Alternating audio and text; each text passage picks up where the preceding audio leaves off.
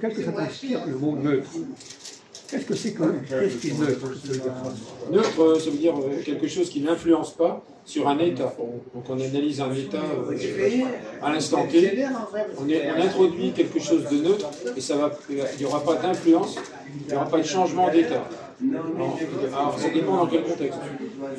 En chimie par exemple, un corps neutre, c'est un corps que tu introduis dans une composition chimique, qui ne change pas la constitution, qui ne change pas l'action qu'aurait éventuellement le composé sur, par exemple, de l'acide. Si tu introduis quelque chose de neutre sur l'acide, donc tu poses l'acide sur une base et ça va avoir exactement le même il est un peu chimiste lui.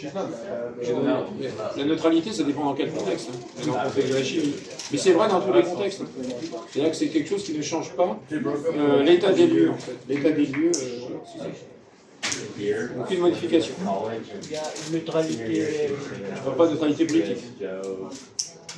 Bon, on va continuer. Le bloc neutralité, c'est la solution tampon. Voilà, oui, quelque chose dans ce genre-là. Oui. Bon. Alors, ce qui est neutre peut changer de nature. Alors, ça peut changer la nature. Non, de nature. De nature. Ce qui est neutre peut changer de nature. Ouais, bien sûr. Pourquoi pas, oui. C'est pas, il y a de la variabilité dans la neutralité. On peut étendre la définition. Donc c'est un état indéterminé. Non, il peut être déterminé, mais il n'aura pas. Non, il peut être très complexe et très déterminé. Par contre, il n'aura pas d'action sur l'élément sur lequel il se surajoute. Tu vois? Mais il peut être plus complexe que l'élément sur lequel il va se surrajouter. Non, c'est pas un truc anecdotique. Ça peut être extrêmement complexe. Mais on peut être extrêmement complexe et ne pas avoir d'action sur l'élément sur lequel on se surrajoute. C'est-à-dire qu'on va le laisser inchangé. Est-ce que tu connais l'anglais? Non, pas beaucoup. Pas beaucoup. Un petit peu limite. Alors, est-ce que tu sais qu'en anglais, par exemple, le genre est neutre en anglais? Oui. Tu sais ça? Alors. Moi, je sais que tu n'as pas appris l'anglais. Bah si, j'ai appris. Non, mais le problème, c'est que je n'ai pas retenu. Non, mais il y a quand même des choses que tu as retenues. Non, mais je ne fais pas grand-chose. Mais même des principes. Même pas, parce que. Vous connaissez un peu l'anglais? Bon, qu'est-ce qui caractérise la langue anglaise?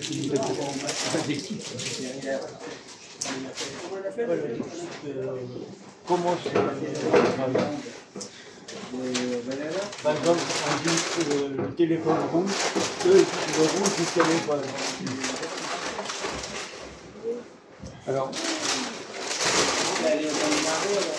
en anglais, on n'indique pas le masculin féminin. C'est ce qu'on appelle un adjectif invariable. Ah oui. Bon. Donc il est neutre. Oui. Ça avait déjà été, quand une boîte qui est tout bleu à l'intérieur. Alors, quand quelque chose est neutre, c'est un état qui ne peut pas durer indéfiniment. Instable. Voilà. Puis il dit exactement le contraire. Apparemment, vous n'avez pas l'air de. Non, neutre, c'est pas ça. Enfin, à mon sens. Oui, non, justement, il y a un problème. Ça peut être éternel. Non, l'élément neutre que tu introduis peut être éternel. Il peut être totalement... Non, mais c'est pas ça le problème. Le neutre, c'est que tu introduis un élément soi-disant neutre dans une configuration où il y a de la complexité et ça ne va rien changer. Non, mais je parle pas de contexte grammatical. La neutralité, c'est ça. C'est ne rien changer à une situation. Bon, écoute, moi, je suis absolument pas d'accord. Désolé. Mais alors, tu parles dans quel contexte déjà? Dans quel contexte tu parles? Le mot neutre est... La neutralité, c'est ne rien changer à une situation. Non. Être neutre. Neutre, ça peut toujours basculer. Ah, mais j'ai pas dit que ça ne peut pas basculer. J'ai pas dit ça. J'ai pas dit ça. C'est autre chose. Alors, moi, je m'intéresse surtout une période, une situation, oui, situationnelle, peut basculer. Ah, mais j'ai pas dit de Et contraire. dans ce sens-là, elle est neutre. Ah, c'est autre chose. Attends, tu vois ce que je veux dire? C'est que tu as une situation. Il y a deux éléments. Tu as la situation, dans sa complexité, il y a des acteurs qui ne sont pas neutres, ceux-là ne sont pas neutres. Parce que qui dit neutralité, dit des acteurs divergents, quelque part, par opposition. Parce que tu as des acteurs qui sont sur une situation donnée, qui ne sont pas neutres, parce qu'ils sont en conflit, peu importe, et tu introduis un élément neutre dans cette situation-là, d'une complexité incroyable, et bien cet élément-là ne va rien changer. Les acteurs X ou Y vont lui demander de sortir de son neutralité. Mais c'est pas de savoir si on a l'élément neutre, il faut savoir si l'élément neutre, lui, va changer. Il peut changer, il peut sortir de la neutralité, oui, au contact d'une situation complexe. Oui, évidemment. Non mais d'accord, nous sommes divisés là-dessus, parce qu'autrement, on se perd. On parle de situation, attention. On est une situation, okay, oui. À un moment donné, une situation peut basculer dans un sens ou dans l'autre. Oui, évidemment.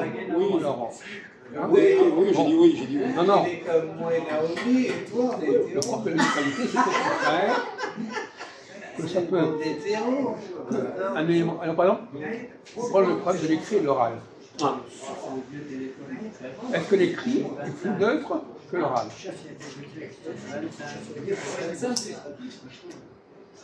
J'aurais tendance à dire que non. Non, mais c'est à côté de la plaque. L'écrit, par définition, tout dépend comment on va le prononcer. Tout dépend si c'est masculin ou féminin. Ah oui, d'accord. Et tu parles de genre, toi. Un peu de genre. Mais même pas, le pluriel aussi. L'écrit, c'est une racine, c'est une base. Ah oui, d'accord. Qui peut être neutre, et c'est à l'oral. Ah, d'accord. Ah oui, tu prends tu prends la situation de la grammaire. Toujours dans la situation de la grammaire. Non. Moi, je parlais de la situation sociétale. Une situation politique. D'accord, c'est ça clair. Bon.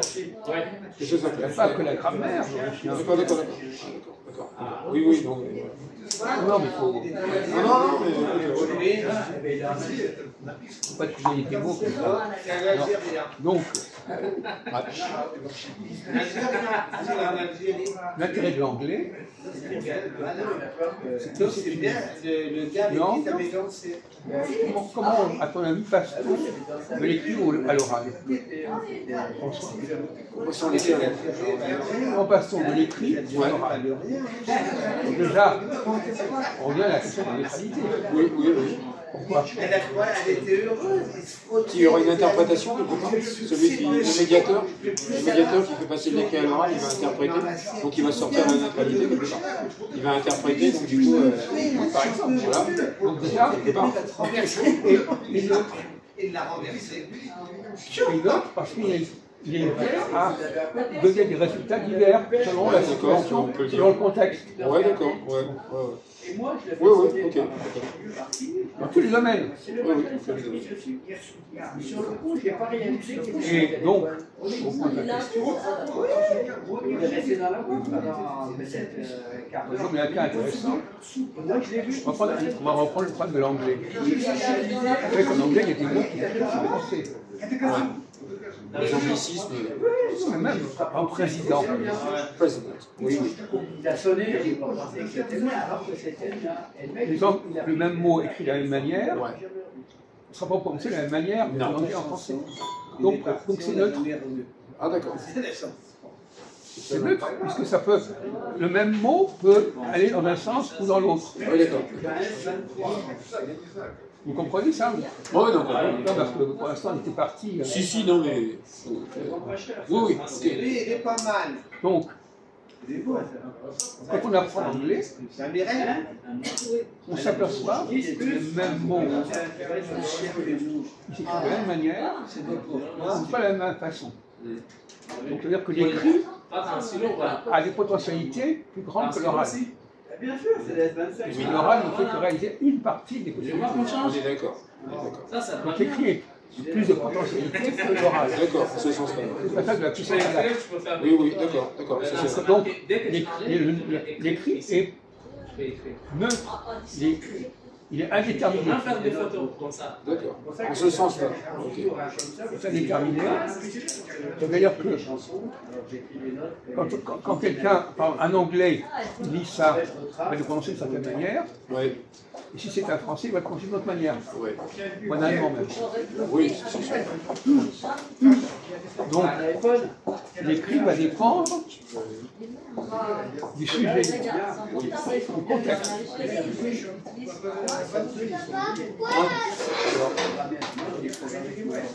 En français, comment détermine-t-on le masculin et le féminin en français?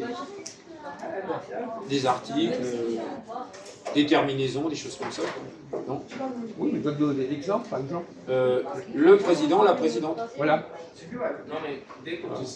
Alors, normalement, tu n'as pas besoin d'écrire la présidente. Ouais. Tu sais que c'est une femme. Je veux dire, la présidente. Oui. Tu n'as pas besoin que ce soit écrit. Non. Par exemple, je prends le mot intelligent. Oui. On a également en anglais.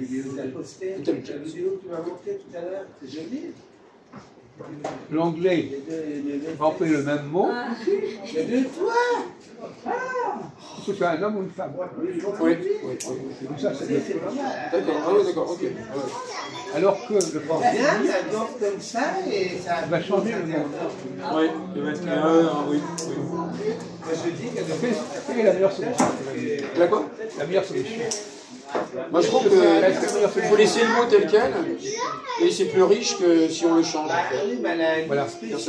Donc il faut que ça accroche Donc, les gens. Allez, on a besoin de préciser dans le C'est implicite. Donc, finalement, Au mieux, l'implicite est plus fort que l'explicite, en fait. alors justement, le problème qui se pose, je parle toujours pas beaucoup. Ouais. Pourquoi est-ce qu'en français on s'amuse à ajouter un E intelligent? Alors que, d'après le contexte, le sujet, on le sait. Alors, est-ce qu'on le prend pour des idiots? Si. Parce que normalement, si on parle de quelqu'un, on sait si c'est un homme ou une femme. Donc c'est pas la peine de le préciser à l'écrit. Ouais, d'accord. Mais oui, mais ça, c'est la question. C'est évident. Oui. Pour quelle raison, oui? Une raison étymologique, peut-être? Non. Étymologique. C'est pas si. Alors, quelle raison, à ton avis, mais Capille?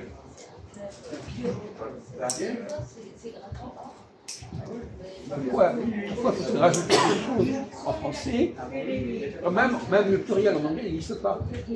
Intelligent, ça sera aussi bien du pluriel que du singulier. Ah oui. En fait, c'est des codes qui ont été décidés. Alors le pourquoi du comment, ça a été décidé à la base par. Au départ, ils ont décidé ça. Il y était une minorité de personnes qui travaillaient la grammaire, la syntaxe. Ils l'ont décidé de manière arbitraire. Mais quelque chose de plus profond que ça. C'est plus profond, la décision. La décision qui a conduit ceux qui décidaient de. Non, c'est qu'en français, on a renoncé à la neutralité. Ah, d'accord. Ah oui, d'accord. Ouais, ok. Parce que les gens, il a besoin qu'on les aide. Ah, ouais. Les cris aident. Ah, d'accord. C'est plus directif. Comment? Donc c'est lié à la structure sociétale. C'est plus directif en France que ça va loin, ça. Oui. C'est plus, tu vois, c'est On lié laisse à la structure du les pouvoir. gens décider. La structure du pouvoir, c'est plus Décider profond que ça. c'est un pluriel masculin. On leur dit tout de suite, c'est écrit. Ok, ah bah c'est plus profond, oui, c'est assez profond. C'est là où je t'ai dit, il y a des gens qui ont décidé que on est dans le dogmatisme. Comment décider? On décide que c'est lié à la structure du pouvoir. Décider que quoi? C'est indirectement. Bah, qu'il y aurait un E pour guider les gens plus. Oui, c'est ça. Et Donc ça relève de quelque chose, l'état antérieur, que je viens de dire. Indirectement, oui. l'écrit a été abîmé. Il y a une décision n'est pas. Comment appelle-t-on quand l'écrit, donc l'écrit et l'oral deviennent, on les sépare plus. Parce que l'écrit prend de l'oral. Si j'écris, au lieu d'être intelligent, et dire ah ouais, vous vous débrouillez pour savoir comment ça prononce. Et bien là, on laisse les gens décider. On laisse les gens décider. Ouais, d'accord, non mais ça va plus loin que.